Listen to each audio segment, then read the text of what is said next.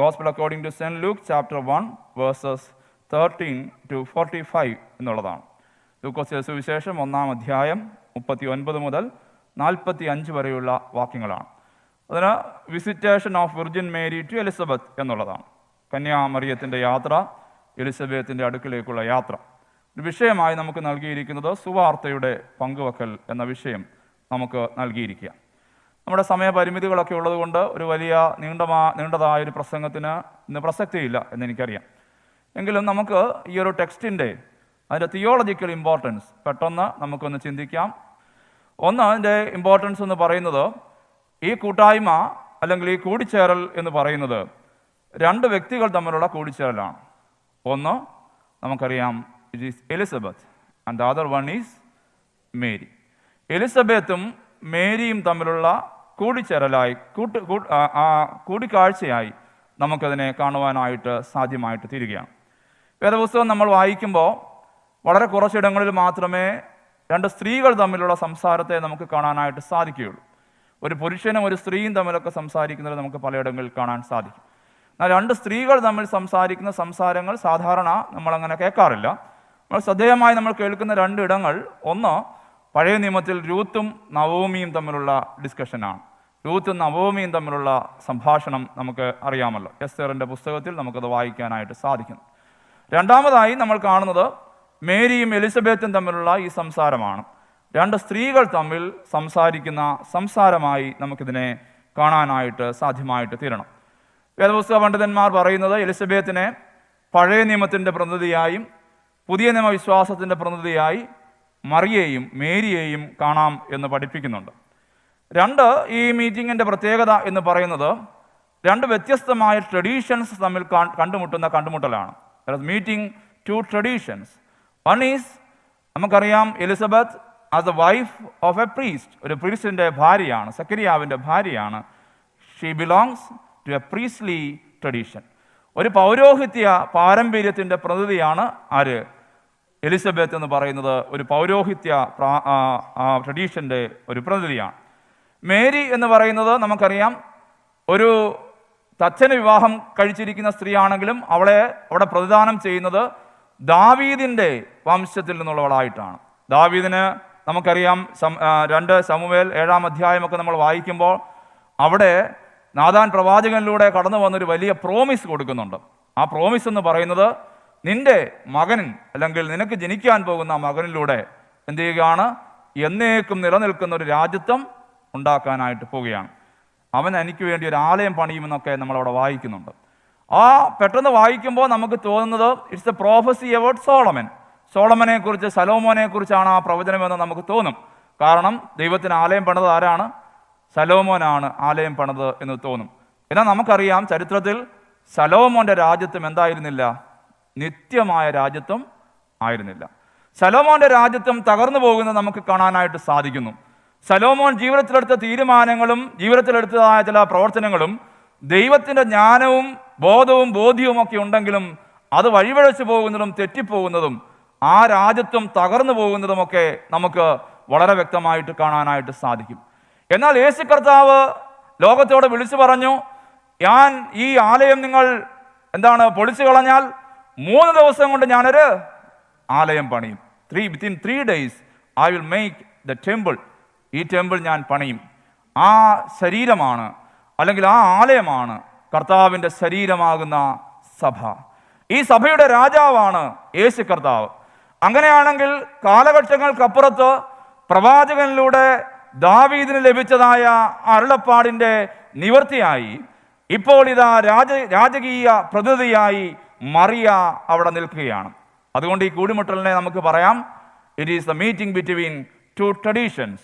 ഒരു രാജാവും ഒരു പുരോഹിതനും തമ്മിൽ കണ്ടുമുട്ടുന്നത് പോലെ പ്രാധാന്യത്തോടെ നമുക്ക് കാണേണ്ടുന്ന ഒരു കണ്ടുമുട്ടലായി നമുക്ക് ഈ കണ്ടുമുട്ടലിനെ കാണാനായിട്ട് സാധിക്കും. മറ്റൊന്ന്, അവരുടെ പ്രായങ്ങൾ നമുക്കറിയാം. എലിസബത്തിനെ കുറിച്ച് ദൂതൻ മറിയയോട് തന്നെ പറയുന്നത് വൃദ്ധയായ എന്നാ പറയുന്നത് അല്ലേ? വൃദ്ധയായ എലിസബത്തിനെ കുറിച്ച്, ഇതിന്റെ ചാർച്ചക്കാരിയത്തിയായിരിക്കുന്ന എലിസബത്ത് വൃദ്ധയായ ശേഷം എന്ന് പറയുക. അപ്പോൾ she is representing the old aged people, അല്ലെ? പ്രായമായ ആളുകളെ പ്രതിനിധീകരിക്കുകയാണ്. അങ്ങനെയാണെങ്കിൽ മേരി എന്ന് പറയുന്നത് നമുക്കറിയാം വളരെ യങ്ങായ ഒരു സമൂഹത്തെ പ്രതിദാനം ചെയ്യുന്നു എന്ന് നമുക്ക് കാണാം. മറ്റൊന്ന്, അവരുടെ സോഷ്യൽ സ്റ്റാറ്റസ് നമുക്ക് നോക്കിയാൽ priestly community was a rich community at that time, അല്ലേ? പ്രീസ്ലി കമ്മ്യൂണിറ്റിയെ നമ്മൾ അങ്ങനെയാണ് കാണുന്നത്.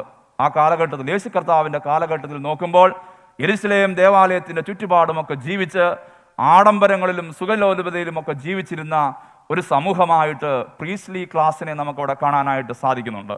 എന്നാൽ ഇവർക്ക് ചില വ്യത്യാസങ്ങളുണ്ട്. ആ വ്യത്യാസങ്ങൾ എന്തെന്ന് ചോദിച്ചാൽ, ഇപ്പോൾ എലിസബത്ത് പാർക്കുന്നത് എവിടാണ്? യഹൂദ മലനാട്ടിലാണ്. ഇങ്ങനെയുള്ള ആഡംബരങ്ങളും സുഖങ്ങളും സുഖലോലുപതയും ഒക്കെ ഉണ്ടെങ്കിലും അതിൽ നിന്ന് മാറി വേറിട്ട് നിന്ന വ്യത്യസ്തതയുള്ള ഒരു പുരോഹിത കുടുംബമായി നമുക്ക് ഈ കുടുംബത്തെ കാണാനായിട്ട് സാധിക്കും. അങ്ങനെയാണെങ്കിൽ ഇവിടെ എലിസബത്ത് പ്രതിദാനം ചെയ്യുന്നത് ഒരു വലിയ സാമ്പത്തിക ഉന്നതിയുള്ള ഒരു കുടുംബത്തെയാണ്. അങ്ങനെയാണെങ്കിൽ മറിയ ഇവിടെ പ്രതിദാനം ചെയ്യുന്നത് ആരെയാണ്? മറിയ പ്രതിദാനം ചെയ്യുന്നത് വളരെ സാമ്പത്തികമായി, അല്ലേ, പിന്നോക്കം പോകുന്ന ഒരു തച്ചനെ വിവാഹം ചെയ്തിരിക്കുന്ന, ഒരു നല്ല യാഗം കഴിക്കാൻ പോലും ദേവാലയത്തിൽ തൻ്റെ കുഞ്ഞിന് വേണ്ടി കടന്നു വരുവാൻ സാമ്പത്തികമായി പ്രതിസന്ധിയുള്ള ഒരു കുടുംബത്തിൻ്റെ ഭാഗമാണ് ഈ മറിയ എന്നുള്ളത് നമുക്ക് കാണാനായിട്ട് സാധ്യമായിട്ട് തീരുകയാണ്. നമുക്ക് ഈ ഭാഗവുമായി ബന്ധപ്പെട്ട് രണ്ട് വിഷയങ്ങൾ ചിന്തിക്കാനായിട്ട് ആഗ്രഹിക്കുകയാണ്. ഒന്ന്, ഒരുപാട് കാര്യങ്ങൾ പറയാനുണ്ട്. എന്നാൽ ഇന്നത്തെ നമ്മുടെ ധ്യാനത്തെ കേന്ദ്രീകരിക്കാനായിട്ട് രണ്ട് ചിന്തകളിൽ മാത്രം ഈ ഭാഗത്തെ ഒതുക്കാനായിട്ട് ആഗ്രഹിക്കുകയാണ്. ഒന്ന്, മറിയ ബന്ധപ്പെട്ട് ചെന്നു എന്നാണ് നമ്മളിവിടെ വായിക്കുന്നത്. In those days Mary arose and went with heist in the hill country എന്നാ പറയുന്നത്. ഈ വാർത്ത ആര് പറയുകയാണ്? ദൂതൻ മറിയയോട് പറഞ്ഞപ്പോൾ അവൾ വളരെ വേഗത്തിൽ, ധൃതിയിൽ ബന്ധപ്പെട്ട് ചെന്നു. നമ്മുടെ ഇപ്പോൾ വാഗ്ദത്ത നാട് കണ്ടിട്ട് വന്ന ആൾക്കാരോട് ഞാൻ ചോദിച്ചത് ശരിയാണോ എന്ന് ചോദിച്ചപ്പോൾ ശരിയാ. ആ എലിസബത്ത് താമസിച്ചു എന്ന് പറയുന്ന വീട്ടിൽ കയറി ചെല്ലാൻ ഇച്ചിരി പ്രയാസമാണ്. അപ്പം അവർ പ്രയാസമായിരുന്നെന്ന് പറഞ്ഞപ്പോൾ ഞാൻ പറഞ്ഞു ബന്ധപ്പെട്ട് ചെന്നെന്നാണ് ഇവിടെ പറയുന്നത്, വേദപുസ്തകത്തിൽ പറയുന്നത്. അപ്പോൾ ഇച്ചിരി ബന്ധപ്പാടൊക്കെ സഹിച്ചാലേ അവിടെ എത്തത്തുള്ളൂ. ശരിയാ, ബന്ധപ്പെട്ട് ചെന്നു. എന്തുകൊണ്ടാണ് മറിയ ബന്ധപ്പെട്ട് ആ വീട്ടിലേക്ക് ചെന്നത്? ചിലപ്പോൾ നമുക്ക് തോന്നാം അവൾ അങ്ങോട്ട് ചെന്നത് അവൾക്ക് കേട്ട ഈ വാർത്ത സത്യമാണോ എന്ന് നോക്കാനായിരിക്കാം. അല്ലാന്നൊന്നും നമുക്ക് പറയാനായിട്ട് സാധിക്കത്തില്ല. അങ്ങനെ ആയിരിക്കാം അവിടേക്ക് ചെന്നത്, അറിയില്ല. പക്ഷെ അതിൻ്റെ പ്രധാനപ്പെട്ട ഒരു കാര്യമുണ്ട്. ഈ യാത്രയിൽ അവൾ ഉദരത്തിൽ ഒരു കുഞ്ഞിനെ വഹിക്കുന്നുണ്ട്. ഇത് പറഞ്ഞ വാർത്തയിൽ അവിടെ ഉള്ളത്തിൽ, അവിടെ ഹൃദയത്തിൽ, അവിടെ ശരീരത്തിൽ ഇതാ ഒരു കുഞ്ഞ് ഇതാ ഉരുവായി തീർന്നിരിക്കുകയാ, അല്ലേ? ഒരു പക്ഷേ ഒരു ഡേ ആയിട്ടുള്ളായിരിക്കും, അല്ലേ? ചോദിക്കാറെന്തായാലും എന്തെയും ഒരു പൈതലിനെ കൊടുക്കത്തില്ലല്ലോ. അവൾ പെട്ടെന്ന് ഓടുകയാ. എവിടേക്ക്? എലിസബത്ത് വൃദ്ധയാണ് അവൾ, അല്ലേ? അവൾക്കിത് 6ാം മാസമാണ്. അവളെ കരുതണം, സ്നേഹിക്കണമെന്നുള്ള ആഗ്രഹത്തിലൊക്കെ തന്നെ ആയിരിക്കാം ഓടുന്നത്. പക്ഷെ ഒറ്റ കാര്യം നമുക്കവിടെ കാണാനായിട്ട് സാധിക്കും. ആ സ്ലൈഡ് ഒന്ന് മാറ്റാമോ? The impulse of the visitation is the impulse of the baby that she carries. യേശു കർത്താവിനെ ഉള്ളത്തിൽ വഹിക്കുമ്പോൾ ഈ സന്ദർശനം, ഈ ഓട്ടത്തിന്റെ കാരണം അവിടെ ഉള്ളിൽ കിടക്കുന്ന കുഞ്ഞു തന്നെയാണ്. കാരണം യേശു ഉള്ളിലുള്ളവർക്ക് അപരന്റെ ആവശ്യങ്ങൾക്ക് മുമ്പിൽ വെറുതെ ഇരിക്കാൻ സാധിക്കത്തില്ല. ഒരുപക്ഷെ ഈ സമയമെന്ന് പറയുന്നത് ഒരു പെൺകുട്ടിയെ സംബന്ധിച്ചിടത്തോളം അവളുടെ ഗർഭധാരണത്തിന്റെ ആദ്യ കാലഘട്ടങ്ങൾ എന്ന് പറയുന്നത് എന്താ? വളരെ പ്രതിസന്ധി നിറഞ്ഞ സമയങ്ങളാണ്. അവളുടെ ശരീരം അഡ്ജസ്റ്റ് ചെയ്ത് വരുന്ന സമയമാണ്. അവൾ അവളെക്കുറിച്ച് ഓർക്കുന്നില്ല. ഓടി എവിടേക്ക് പോവുകയാണ്? ഈ അമ്മയെ കാണാൻ, ഈ എലിസബത്തിനെ കാണാൻ ഓടിപ്പോകുന്ന കാഴ്ച നമുക്ക് കാണാനായിട്ട് സാധിക്കുക. കാരണം ഒന്നേ ഉള്ളൂ, ഒറ്റ കാരണം. എന്താ? അവരുടെ ഉള്ളിൽ ആര് കിടക്കുന്നുണ്ട്? യേശു കർത്താവ് കിടക്കുന്നുണ്ട്. യേശുവിനെ വഹിക്കുന്ന ഉദരം, യേശുവിനെ വഹിക്കുന്ന ജീവിതങ്ങൾ ഈ ലോകത്തിൽ വെറുതെ ഇരിക്കുകയില്ല എന്ന യാഥാർത്ഥ്യമാ നമുക്ക് കാണാനായിട്ട് സാധിക്കുന്നത്. നമ്മൾ വായിക്കുന്ന, ചിന്തിക്കുന്ന ഭാഗം സുവാർത്തയുടെ വാഹകരെന്നാണ്. കർത്താവിനെ അറിഞ്ഞവർക്ക് ഈ കർത്താവിനെ കുറിച്ച് പറയാതിരിക്കാൻ സാധിക്കത്തില്ല. യേശുവിനെ ഉള്ളിലുള്ളവർക്ക് ഈ കർത്താവിന് വേണ്ടി ജീവിക്കാതിരിക്കാൻ സാധിക്കത്തില്ല. കർത്താവിനെ ഉള്ളിലുള്ള മനുഷ്യർക്ക് ജീവിതത്തിൽ അവരുടെ ജീവിതങ്ങൾ കൊണ്ട് യേശുവിനെ ഉയർത്താൻ ആഗ്രഹിക്കുക, ഇല്ലേ? നമ്മുടെ പള്ളിയിൽ പ്രാർത്ഥനകളൊക്കെ ഉണ്ട്. എന്നൊക്കെയാ? തിങ്കളാഴ്ച വൈകിട്ട് നീ ബുധനാഴ്ച വൈകുന്നേരം വരുന്നുണ്ട്, വെള്ളിയാഴ്ച രാവിലെ ഒക്കെ നമുക്ക് പ്രാർത്ഥനയുണ്ട് അല്ലേ? നമ്മുടെ പള്ളിയിൽ എത്ര പേർക്കൊക്കെ അതിൽ പങ്കെടുക്കാൻ സാധിക്കുമെന്ന് എനിക്ക് കൃത്യമായിട്ട് അറിയാം. ജോലി തിരക്കും കാര്യങ്ങളൊന്നും ഇല്ലാത്ത ആളുകൾ എത്ര പേര് ഈ പള്ളിയിലുണ്ടെന്ന് എനിക്കറിയാം. പക്ഷേ പലരും എന്ത് ചെയ്യുന്നില്ല, ഇതിനകത്തൊന്നും വരാൻ താല്പര്യപ്പെടുന്നില്ല.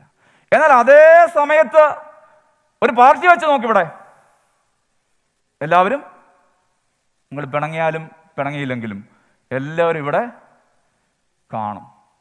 ഒറ്റ കാര്യമുള്ളൂ, എന്താ നമ്മുടെ ഉള്ളിൽ കിടന്ന് നമ്മളെ നിർബന്ധിക്കുന്നത്? ക്രിസ്തു നമ്മുടെ ഉള്ളിലുണ്ടെങ്കിൽ ഈ നിർബന്ധമുണ്ട്. ഇന്നിവിടെ വന്നിരിക്കുന്നതിൽ പല ആളുകളും ഒരുപക്ഷെ ഇന്നലെ രാത്രിയിൽ ഉറക്കമിളച്ച് നിന്നിരുന്നവരാ. വേണമെങ്കിൽ ഇന്ന് രാവിലെ പോയി സുഖമായിട്ട് കടന്ന് ഉറങ്ങാം. കർത്താവിനോട് പറഞ്ഞാൽ കർത്താവ് ക്ഷമിക്കും, സംശയമൊന്നുമില്ല. രാത്രി ഉറക്കമിളച്ച് ജോലി ചെയ്തിട്ടുള്ളവരാ. എന്തിന് ഈ പ്രഭാതത്തിൽ ഈ പള്ളിയിൽ വന്ന് നിൽക്കുന്നു എന്ന് ചോദിച്ചാൽ ഒറ്റ കാര്യം, അവരുടെ ഉള്ളിൽ ക്രിസ്തു ഉള്ളത് കൊണ്ട് അവർക്ക് ഇതിൽ പങ്കെടുക്കാതിരിക്കാൻ സാധിക്കുകയില്ല. യേശു നമ്മുടെ ഉള്ളിലുണ്ടെങ്കിൽ നാം അങ്ങനെയാണ്. യേശു നമ്മുടെ ഉള്ളിലുണ്ടെങ്കിൽ നമ്മെ നിർബന്ധിച്ചു കൊണ്ടിരിക്കും ആ സ്നേഹം നമ്മളെ നിർബന്ധിച്ചു കൊണ്ടേ ഇരിക്കുകയാണ്. ഞാൻ ആ സ്നേഹതീരത്തിൽ ശുശ്രൂഷ ചെയ്യുന്ന സമയത്ത്, ഒരു മാരാമൺ കൺവെൻഷൻ്റെ സമയം ഫെബ്രുവരി മാസം, ഞായറാഴ്ച മുതൽ സ്റ്റോൾ അവിടെ ഇടേണ്ടതുണ്ട്. ശനിയാഴ്ച രാവിലെ പോയി അവിടുത്തെ സ്റ്റോളിൻ്റെ ക്രമീകരണങ്ങളൊക്കെ ചെയ്തു. കുറച്ച് ബ്രോഷേഴ്സും ഒക്കെ കൂടെ പ്രിന്റ് ചെയ്ത് കിട്ടാനുണ്ടായിരുന്നു. അതുകൊണ്ട് തിരിച്ച് കന്യാകുമാരിയിൽ വന്നു. ഞങ്ങളവിടെ വന്ന് രാവിലെ ഞങ്ങൾ പോകുന്ന വഴിയിൽ, അല്ലെങ്കിൽ മാരാമൺ കൺവെൻഷന് പോകുന്ന വഴിയിൽ, അവിടെ പുനലൂർ തൊളിക്കോടുള്ള ഒരു പള്ളിയിൽ രാവിലെ വിശുദ്ധ കുർബാനയിൽ സംബന്ധിക്കാമെന്ന് തീരുമാനിച്ചു. അപ്പോൾ ബിജു അച്ഛൻ എൻ്റെ സുഹൃത്താണ്. അച്ഛനോട് വിളിച്ച് പറഞ്ഞു, അച്ഛാ ഞങ്ങൾ രാവിലെ വരികയാണ് പള്ളിയിൽ, അവിടുത്തെ വിശുദ്ധ കുർബാനയിൽ സംബന്ധിക്കാനായിട്ട് ആഗ്രഹിക്കുന്നു, അച്ഛൻ അനുവദിക്കണം. അച്ഛൻ അനുവദിച്ചു. അപ്പോൾ തീർച്ചയായിട്ടും പള്ളിയിൽ പ്രസംഗിക്കാൻ അവസരം തന്നു. പ്രസംഗ മധ്യേ ഞാൻ സ്നേഹതീരത്തെക്കുറിച്ചൊക്കെ പറഞ്ഞു. അപ്പോൾ എൻ്റെ കൂടെ 2 കുഞ്ഞുങ്ങളുണ്ട് എന്നെ സഹായിക്കാനായിട്ട്. അത് കഴിഞ്ഞപ്പോൾ കുറേ ആളുകളൊക്കെ സഹായങ്ങളുമായിട്ടൊക്കെ ഞങ്ങളുടെ മുൻപിൽ വന്നു. ഞങ്ങൾ അതിൻ്റെ പണം മേടിച്ച് റെസിപ്റ്റ് കൊടുക്കുക. റെസിപ്റ്റ് എഴുതിക്കൊണ്ടിരിക്കുന്ന ഒരു ചെറുപ്പക്കാരൻ ഓടി എൻ്റെ അടുക്കൽ വരികയാ. അച്ഛാ, ഇവിടെ ഒരു അമ്മച്ചി എൻ്റെ കയ്യിൽ പണം തന്നു. എന്നിട്ട് പണം തന്നിട്ട് അമ്മച്ചി പറഞ്ഞു, ഈ പണം എനിക്ക് മരുന്ന് മേടിക്കാൻ ഈ പള്ളിയിൽ ഒരാൾ തന്നതാ. എനിക്ക് മരുന്ന് മേടിക്കാൻ പള്ളിയിൽ നൽകിയതാ. എനിക്ക് ഓർമ്മയുണ്ട്, 200 രൂപ അത് കൊണ്ടുവരികയാണ്. ഈ കുട്ടി അങ്ങ് റെസിപ്റ്റ് എഴുതി കഴിയുമ്പോഴാണ് ഈ അമ്മച്ചി പറയുന്നത്. ഈ കുഞ്ഞോടി എൻ്റെ അടുക്കൽ വരുമ്പോൾ ഞാൻ ഈ അമ്മച്ചിയുടെ അടുക്കൽ ഓടിച്ചെന്നു. അമ്മച്ചിയുടെ അടുക്ക് ഞാൻ ചെന്നിട്ട് പറഞ്ഞു, അമ്മച്ചിയുടെ പണം വേണ്ട, അമ്മച്ചി പ്രാർത്ഥിച്ചാൽ മതി, ഈ റെസിപ്റ്റ് ഞാൻ ക്യാൻസൽ ചെയ്യാം, അമ്മച്ചി പൈസ തിരിച്ചു മേടിക്കണം. അമ്മച്ചി പൈസ മേടിക്കത്തില്ല. ഞാൻ ഓടി ബിജു അച്ഛൻ്റെ അടുക്കൽ ചെന്നു. ഇതുപോലെ ഒരു അമ്മച്ചി ആരോ കൊടുത്ത പണം ഇപ്പം പറഞ്ഞ, അച്ഛാ ഈ പള്ളി കൊടുക്കുന്ന സഹായം കൊണ്ട് ജീവിക്കുന്ന ഒരമ്മയാ. പക്ഷേ അച്ഛൻ ഇനി എത്ര നിർബന്ധിച്ചാലും ഈ അമ്മച്ചി എന്ത് ചെയ്യത്തില്ല, തിരിച്ചു മേടിക്കത്തില്ല. കാരണം അതവരുടെ ജീവിതത്തിൻ്റെ സ്വഭാവമാണ്. എന്തെല്ലാം കാര്യങ്ങൾ പറയാം, എന്തെല്ലാം കുറ്റങ്ങൾ പറയാം, ഏണെങ്കിലും എഴുന്നേറ്റ് എന്ന് പറയാം, പള്ളിയിൽ എന്നും പിരിവാ. പക്ഷേ 200 രൂപ ആരോ ഔദാര്യത്തിൽ ഈ അമ്മച്ചി ഒന്ന് മരുന്ന് മേടിച്ചു കൊടുത്തേ എന്ന് പറഞ്ഞ് കയ്യിൽ കൊടുക്കുമ്പോൾ, കർത്താവിൻ്റെ ഒരു വേലയ്ക്ക് വേണ്ടി ഒരു ദൈവദാസൻ വന്ന് പള്ളിയിൽ പറഞ്ഞു എന്ന് ചിന്തിക്കുമ്പോൾ, she cannot sit silently, she cannot idle there, she has to respond there. So she is responding herself to the need of the time. ആ സമയത്തിൻ്റെ ആവശ്യത്തിന് വേണ്ടി റെസ്പോണ്ട് ചെയ്യുകയാണ്. ഞാൻ പറയാൻ ആഗ്രഹിക്കുകയാണ്, കർത്താവ് ഉള്ളിലുള്ളവർ അവർ വെറുതെ ഇരിക്കത്തില്ല, അവർ ചലിച്ചുകൊണ്ടേ ഇരിക്കും.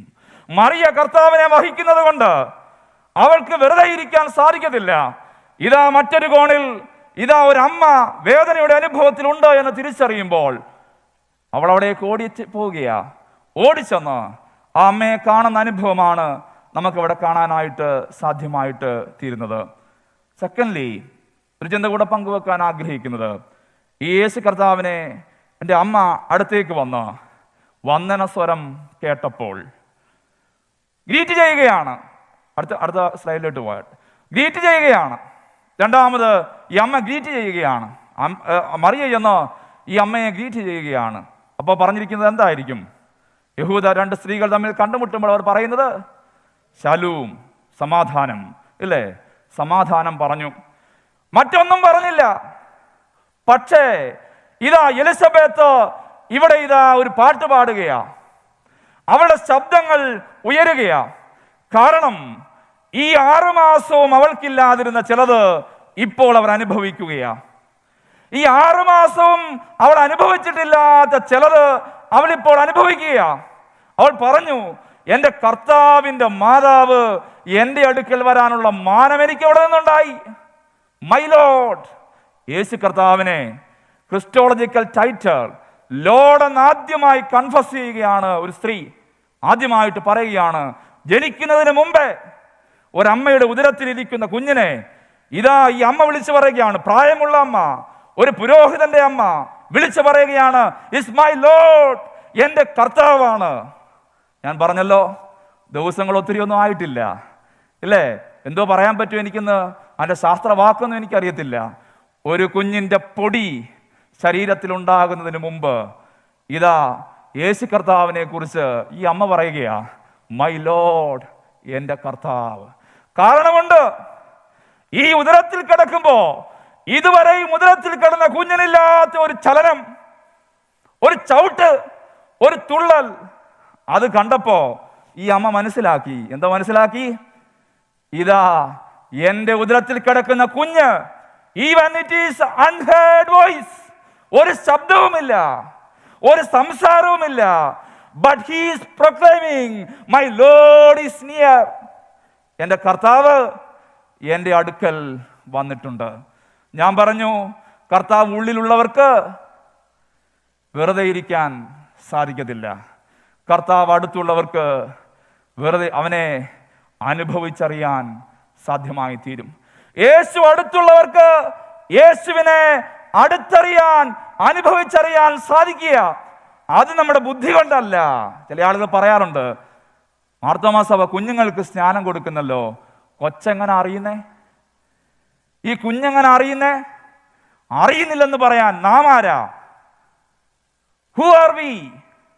ഇപ്പോ ഈ വയറ്റിൽ കിടക്കുന്ന കൊച്ചു കുഞ്ഞ് പരിശുദ്ധാത്മാവ് നിറഞ്ഞ് ഈ അമ്മയെ അനുഭവവേദ്യമാക്കുന്നു, അനുഭവിപ്പിക്കുന്നു. അവന്റെ ചലനങ്ങൾ കൊണ്ട് അവൻ അനുഭവിപ്പിക്കുകയാണ്. ഇതാ നമ്മുടെ കർത്താവ്, നാം കാത്തിരുന്ന കർത്താവ് ഇതാ നമ്മുടെ മുമ്പിലേക്ക് വന്നിരിക്കുകയാ. കുറച്ചുകൂടെ കഴിയുമ്പം, പ്രായമായതിനു ശേഷം യോഹന്നാൻ പറയുന്നുണ്ട്, എൻ്റെ പിന്നാലെ വരുന്നവൻ്റെ ചെരുപ്പഴിക്കാൻ ഞാൻ യോഗ്യനല്ല എന്നൊക്കെ പറഞ്ഞ് കുറച്ച് നാളൂടെ കഴിയുമ്പോൾ ഈ യോഹന്നാൻ കുറെ ആൾക്കാരെ വിട്ട് ചോദിപ്പിക്കുന്നുണ്ട്, വരുവാനിരുന്നവൻ നീ തന്നെയാണോ? വരുവാനിരുന്നവൻ നീ തന്നെയാണോ? See the difference. അവന്റെ ബുദ്ധിയും യുക്തിയും ഒക്കെ വലുതായപ്പോ അവന്റെ ഫെയ്ത്ത് ലൈഫിൽ ചില സംശയങ്ങൾ ഉരുത്തിരിയുകയാ. അവന്റെ പ്രതീക്ഷകളല്ല ഇവിടെ സാധ്യമാകുന്നത്. അവന്റെ രാജാവെന്ന സങ്കല്പമല്ല യേശുവിൽ സാധ്യമായി തീരുന്നത്. അതുകൊണ്ട് നമ്മൾ ഇവിടെ കാണുകയാണ്, എന്ത് കാണുന്നു? അവന് ചില സംശയങ്ങളുണ്ട്. പക്ഷേ ഈ എലിസബത്തിന്റെ ഉള്ളിൽ കിടക്കുന്ന യോഹന്നാന് യാതൊരു സംശയവും ഇല്ല. ഉണ്ടോ? ഒരു സംശയമില്ല. ഈ കർത്താവിനെ കണ്ടപ്പോ പരിശുദ്ധാത്മാവിൽ അവൻ നിറയപ്പെടുകയാ, അവൻ തുള്ളുകയാ, ആനന്ദം കൊണ്ട് അവൻ നിറയുകയാ, ആനന്ദം കൊണ്ട് അവൻ സന്തോഷിക്കുകയാ. ഈ കർത്താവിന്റെ അടുക്കിലേക്ക് നമുക്ക് ഓടാം, യേശുവിന്റെ അടുക്കിലേക്ക് നമുക്ക് വരാം. എന്ത് സന്തോഷമാ അവന്റെ അടുക്കിലേക്ക് നമുക്ക് വരുമ്പോ നമ്മൾ കാട്ടിക്കൊണ്ടേ ഇരിക്കും. യോഹന്നാന്റെ ഈ അനുഭവം എൻ്റെ നിങ്ങളുടെയും അനുഭവമായി മാറും. യേശു കർത്താവ് അടുക്കലുള്ളപ്പോ നമുക്ക് അടങ്ങിയിരിക്കാൻ സാധ്യമല്ല. 2 ചിന്തകൾ മാത്രം പറഞ്ഞ് അവസാനിപ്പിക്കുന്നു. When Jesus is within us, കർത്താവ് നമ്മളിലുള്ളപ്പോൾ we will proclaim the glory of God. ദൈവത്തിന്റെ മഹത്വത്തെ നമ്മൾ വർണ്ണിച്ചുകൊണ്ടേ ഇരിക്കും. When we are near to Jesus, the world can experience through our actions and reactions that he is filled in the Holy Spirit. പരിശുദ്ധാത്മാവിൽ നിറഞ്ഞവനാണെന്ന് ലോകത്തിന് തിരിച്ചറിയാനായിട്ട് സാധിക്കും. Let us think that Jesus is within us. Whether we are closer to Jesus എന്ന് ഒരുമിച്ച് നമുക്ക് ചിന്തിക്കാം. അതിന് ദൈവത്തിന്റെ പരിശുദ്ധാത്മാവ് നമ്മെ സഹായിക്കട്ടെ.